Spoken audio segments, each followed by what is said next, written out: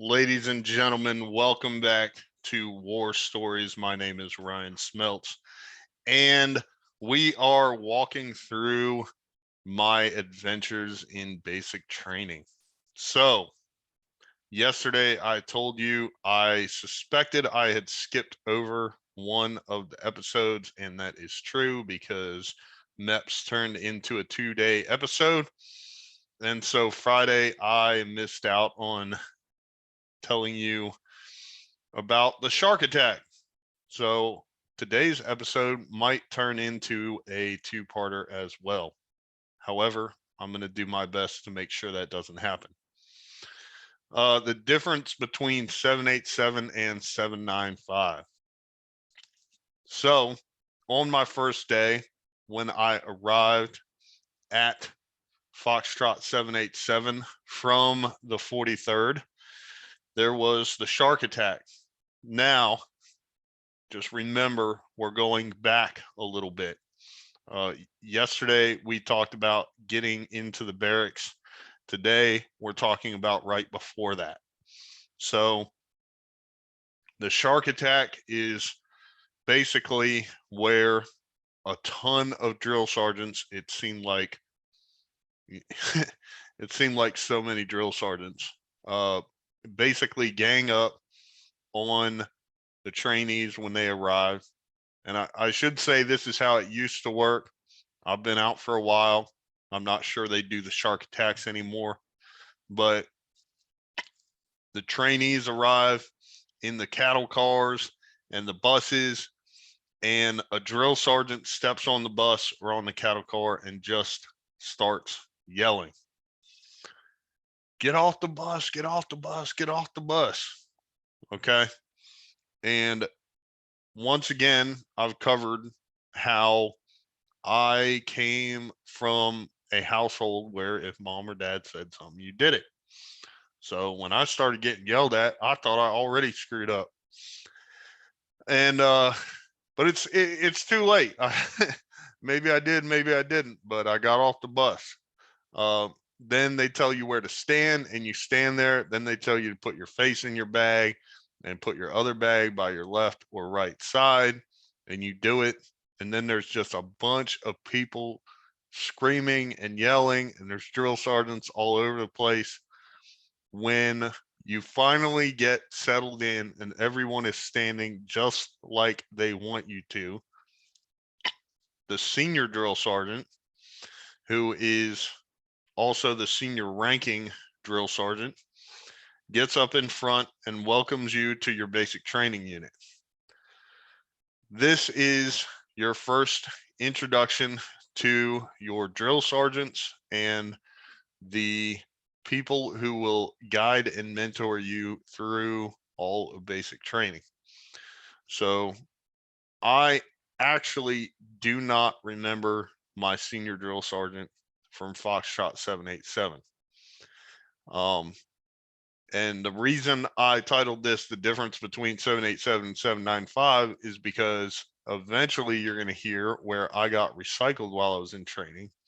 And I went from Foxtrot 787 right down the hill to the almost identical building to Foxtrot 795. But I will never forget my three drill sergeants during that training cycle. Technically four, because we had another one come in about halfway through.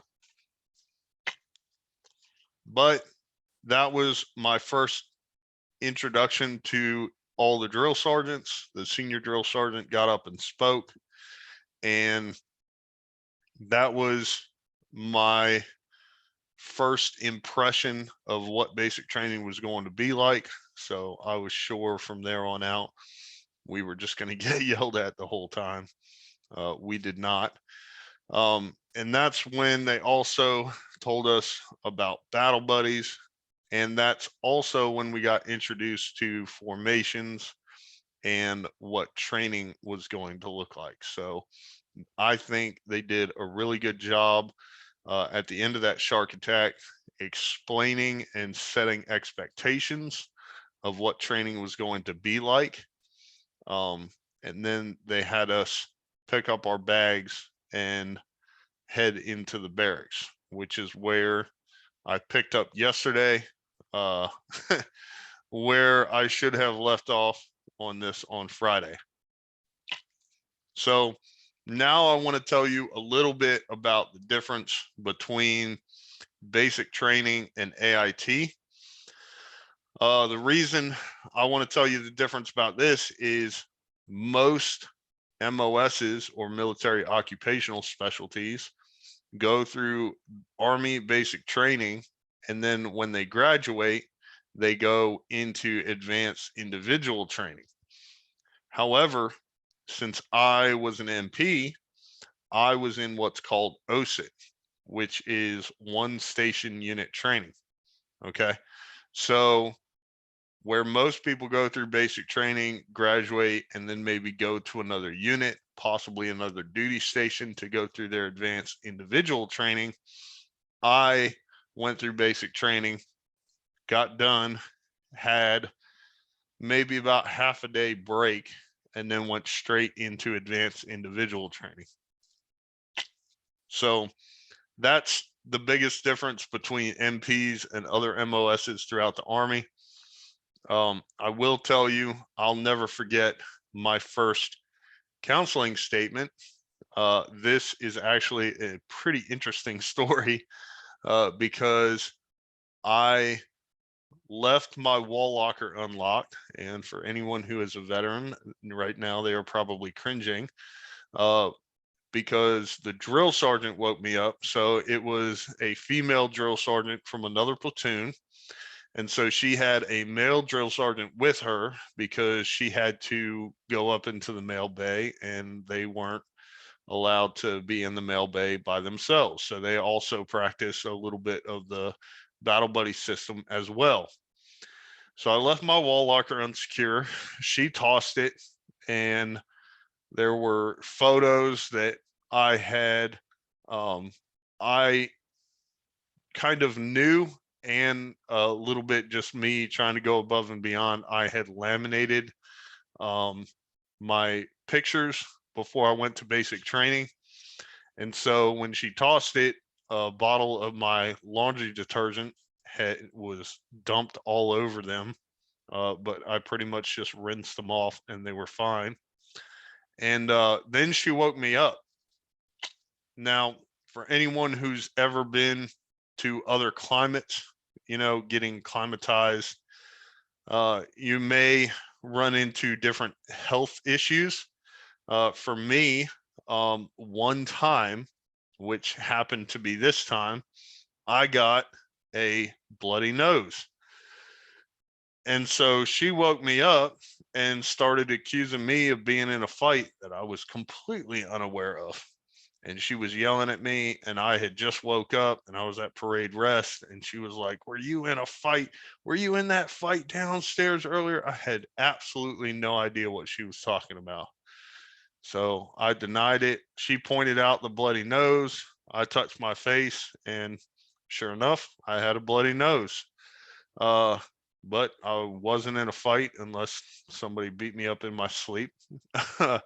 So the next day, when my drill sergeant came in for the platoon, he took me in the office, and I got my first negative counseling statement for leaving my wall locker unsecured. And that of course was in addition to the in processing counseling that they gave us on our first day. So I probably should have mentioned that as like the very first counseling. But I got a negative counseling for leaving my wall locker unsecured. And then I also wanted to talk about my very first FTX, or field training exercise. So there were two for us during OSIT. We had the phase 3 FTX, which was for basic training.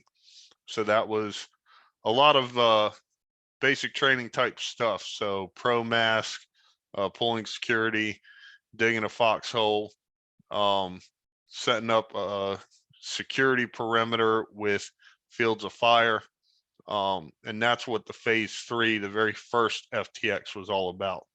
So I say phase 3 because in OSIT, you have 5 phases. So you have red phase, white phase, and then I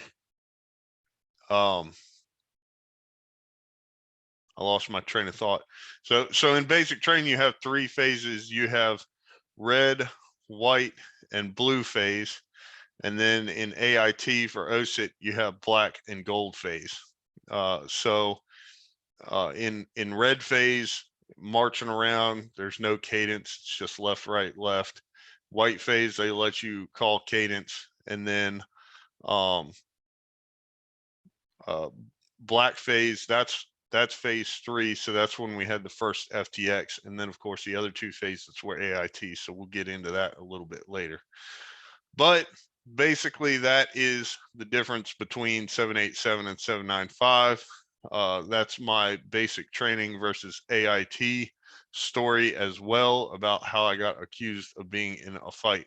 So next, we're going to be talking about basic training basics, things we learned, what we went over, and how they organized everything. So I hope you enjoyed this episode.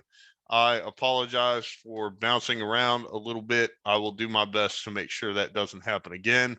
If you enjoyed this episode, even if you didn't, leave us a 5-star review. Subscribe wherever you listen to podcasts. Tell your friends to subscribe as well. My name is Ryan Smeltz. This is War Stories, and I will see you on tomorrow's episode.